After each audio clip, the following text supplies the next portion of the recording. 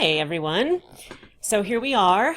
This is going to be your Chapter 2 screencast. There's actually going to be probably, definitely more than one, because I'm going to try to keep them,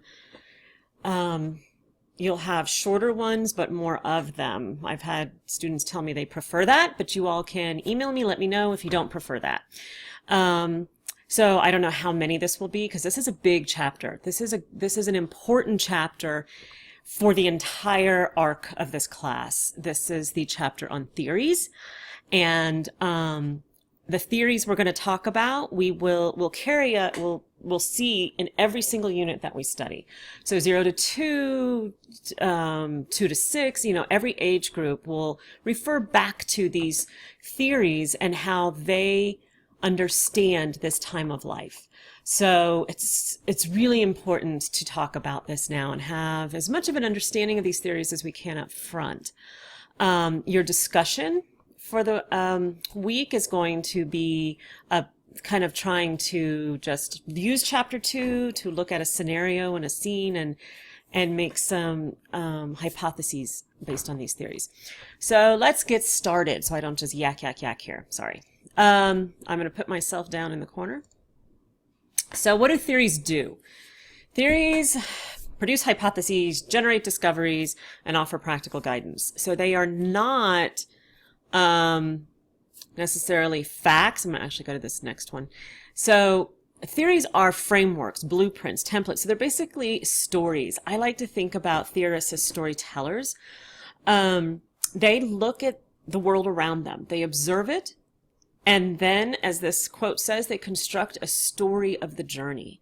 They look for patterns in behaviors and patterns in how and why people tend to respond and act and believe and grow and develop in the ways that they do, biologically, cognitively, socially, and emotionally. And then they create a theory wrapped around those observations and the lens through which they see them. So to keep in mind that theorists are looking through their own lens of belief and idea, and then they are doing, hopefully at least observational experiments and different types of experiments to see if there is a pattern that continues. They are not facts.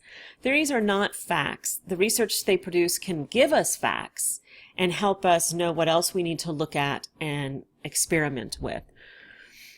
Okay, there are 3 grand theories, they're called. They're called grand theories because they've been around a long time. Most of these theorists are, honestly, dead men that long time ago started their observations and their ideas about these stories, and they have endured through time.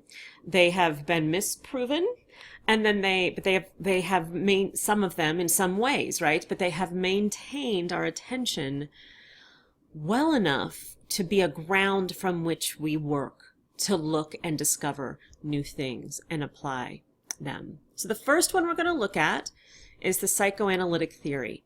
Now, you have the book, and you can read the book. I am going to give you, this is the one I spend the most amount of time on, quite honestly, is the Psychoanalytic Theory, and Freud. Because if we were all together, I would ask you, how many of you consider yourself Freudian?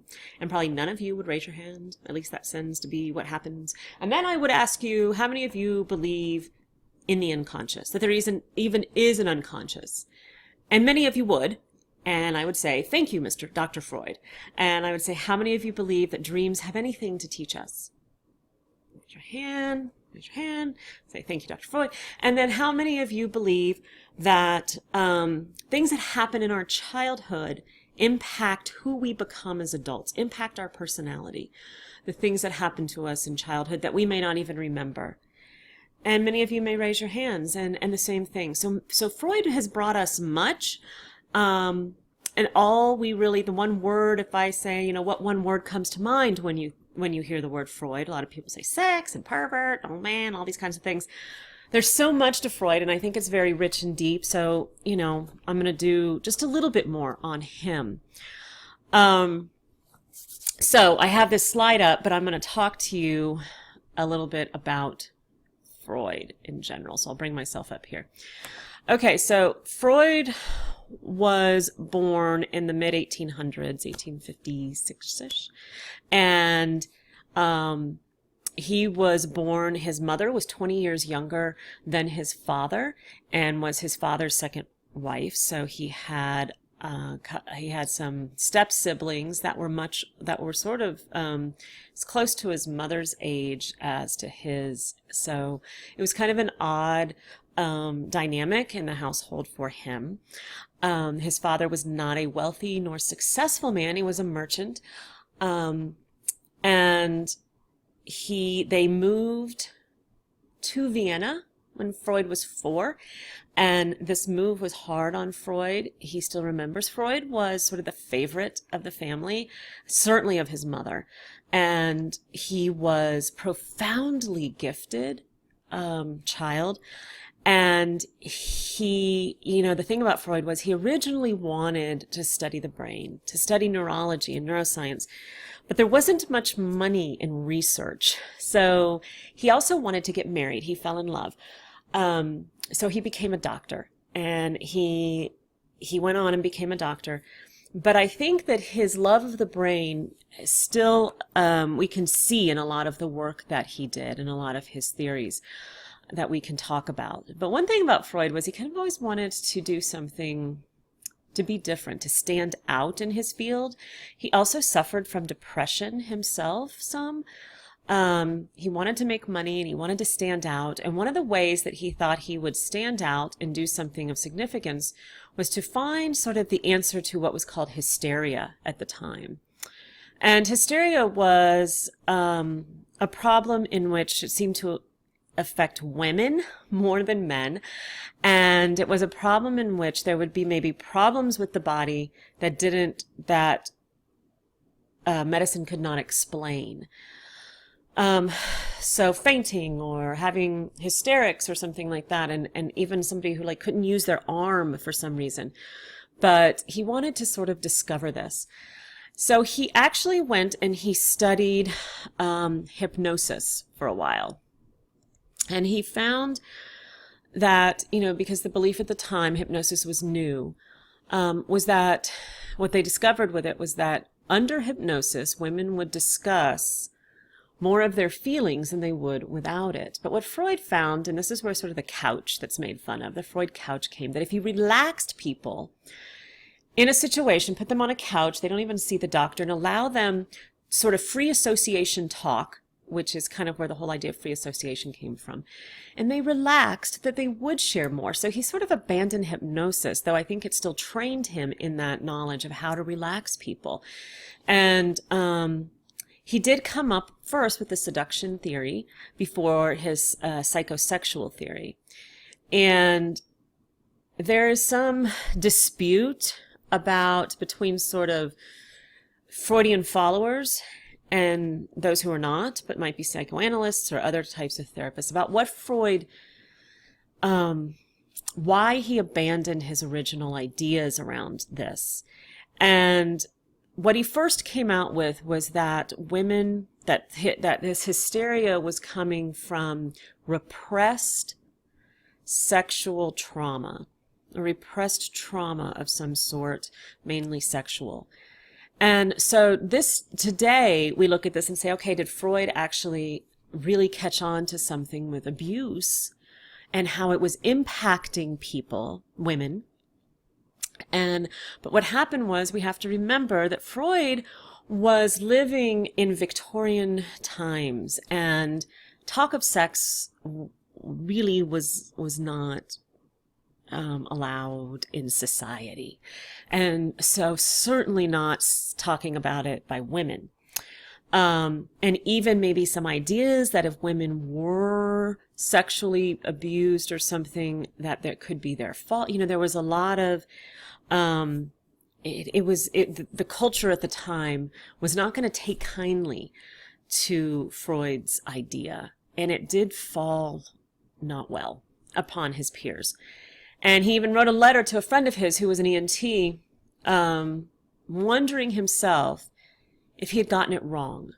So there is dispute of whether he abandoned the idea because he didn't like that it upset his peers, or if he truly lost faith in it.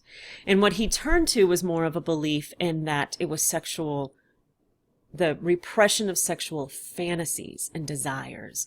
And so there we get our psychosexual, psychoanalytic theory, and Freud's is specifically psychosexual. And so this kind of came about through his uncertainty about what he was seeing, but knowing it was something that had to do with repressed or unconscious feelings and ideas. And even his dreams, his dream theory, a lot of that came about from, one of Freud's greatest patients was himself, and analyzing his own dreams and his relationship with his mother and his father, and his Oedipal complex, and all of these things. A lot of it came about from him looking at his own life and self-reflecting. Okay, so a lot of the key terms we have with Freud: id, ego, superego. So we're going to talk about some of this stuff. One thing that I find really interesting about Freud was that he loved science, and he loved physics even, and that some of this, the idea of the unconscious, the way this reads for me especially, is that came from physics and the idea of the conservation of energy. That nothing ever loses or gains energy, but that it's transformed into a different state. And so Freud believed that the human personality is also an energy system, and it is the function of psychology to investigate the modifications, transmissions, and conversions of psychic energy within the personality which shape and determine it. So that nothing that happens to us is lost. And so because psychoanalysis is so much about what happens to us in our early life and unconscious to us, that a lot of our behaviors are unconscious to us, they're the reason we have them, and what drives us. So some of this is that everything that happens to us, every experience we have, is always there. And we can't actually get rid of it, but it might transform or modify or become a different type of energy within us. And some of that is the unconscious, that it goes elsewhere. It doesn't just disappear. So that's one way to think about that. So then we have Freud's theory of personality, the id, ego, and superego. And so these days in our kind of pop psychology culture, you'll hear a lot about kill the ego, and the ego is terrible, and down with the ego, and bad ego, and blah, blah, blah. And Freud, who really brought this term to us, didn't see the ego like we have kind of turned it today. Might have been the birthplace of it, or the seeds, but he actually saw it as the strongest of the three, or had the greatest responsibility of the three. So if we think of the id as being that part of us that wants what it wants when it wants it, so if we look at 0 to 2-year-olds, or even into 6, early childhood, really run by the id as they're learning other things, but they don't have the regulation for that. They want what they want when they want it. And then we have on the other side of that the superego, which we really don't see until morality starts to develop, and that's going to be in our early childhood. The seeds of it are in our early childhood, as children start to go to school and so forth, and are taught these social things. But the superego is the conscience that says, no, you can't have that. I always think of this as sort of like, you can imagine the devil and the angel on the shoulder. I want this. You can't have that. You shouldn't do that. So, the superego shoulds all over us, and the id is like, wants to just feed us our desires at every moment. And the ego has to stand in the middle of that and figure out how to want and get, but in some sort of appropriate fashion, and what is appropriate and what isn't. And so for Freud, many of our problems like depression, anxiety, many of these mental health issues and defense mechanisms, which we will talk about later in our 0 to 2 aspect, are created with the tension. The ego creates them due to the tension between the id and the superego. Is the ego can't handle this tension to some extent. Depression or anxiety or defense mechanisms develop as a way to cope with this tension. Okay, so this is actually a drawing from Freud. A lot of times you'll see the iceberg, and where you have the iceberg above and all of it is below, so much is below, but this is actually Freud's. It was an egg. And the unconscious was below, which with the id, and the ego is kind of the taking information between both, and the superego's there. These are kind of parts that he talked about, the unconscious, conscious, preconscious, which we would work a lot with in therapy type things, bringing those things forward. So, all right, so Freud's psychosexual theory, Freud argues that what's unacceptable will then be repressed, okay? And so that's where we see that with the dynamic energies being repressed in Victorian times in the 1800s, that was going to be very much was repressed, right? So there's 5 stages. Successful stage completion equals a healthy personality, basically. That's kind of like a very shorthand method. You go through these stages, and if you pass them, your grade at the end is a healthy personality. If you fail one, you end up with an unhealthy personality. So a child can become, whatever stage is failed along the way, a child becomes fixated on that zone. So we'll talk about what that means here. So the stages look like this. Between birth and 1 is called the oral stage. And this is very id-oriented, right? Pleasure zones. And so each stage has a pleasure zone that is trying to get fulfilled. It's trying to be satisfied. And so this is where the idea of it is, sexual, but it's libido, which is life energy, and it's need for a satisfaction of a particular need and desire. So the pleasure zones in the first year are mouth, gum, tongue, sucking, eating. And actually with babies, we can see that, right? Failure in an adult personality might look like smoking, overeating, over-dependence on others, or it can flip to the opposite. So how would a baby pass this stage? Well, they would get to suck enough. They would get enough food. They would get enough breastfeeding. They would get enough comfort and nurture. They would get what they need to satisfy the mouth at that age. 1 to 3 turns into the anal stage. So what are children learning in 1 to 3? They're learning to potty train. So the ego is starting to come forward. Pleasure zone is the anus. They're expected to learn to control that. So a lot of times this one becomes about control. Failure can look like anal retentiveness, being very controlling, perfectionistic, or the opposite, which is anal explosive. All the opposite of that perfectionism and that anal retentiveness, sloppiness and messiness and so forth. If children are if their potty training is too strict or not strict enough, if there's not some type of structure to it, yet it's too strict though, but if it's too strict, then they're going to fail this stage. So, okay, hold on, I'm going to have to pause for just a moment. Okay, and so then we move into 3 to 6, and this is the phallic stage, and if you think about it, if you know any 3 to 6ers, then this is sort of the stage in which they discover their parts. Their pieces and parts of their body, and they like them. They like them for different reasons than older people do, but they like them, and they start noticing that they're different than other people's, males and females and so forth. So the pleasure zone is the penis and genitals, and it's playing with, it's noticing, it's kind of learning about. And this is where Freud's famous Oedipus complex comes in. And this is when, for Freud, this would be kind of gender identification time. So how do little boys learn what a little boy is, and how do girls learn what a little girl is? And so keep in mind this is the 1800s, and you have to think contextually, okay? Our world today is very different with gender identification. In Freud's time, it was very clear in terms of their lens that they looked through. In terms of what they deemed appropriate or inappropriate. So keep in mind, this is where context comes into play. So boys, Freud's thing was that at this stage, little boys fall in love with their moms, and they want to kill their dad, But the superego is there and telling them, man, you can't really do that. Not really appropriate. Nobody's going to let you kill dad. So what they do instead is decide to become like dad. So they model dad, they see dad, they learn what it is to be like dad so that then they can win mom or someone like mom.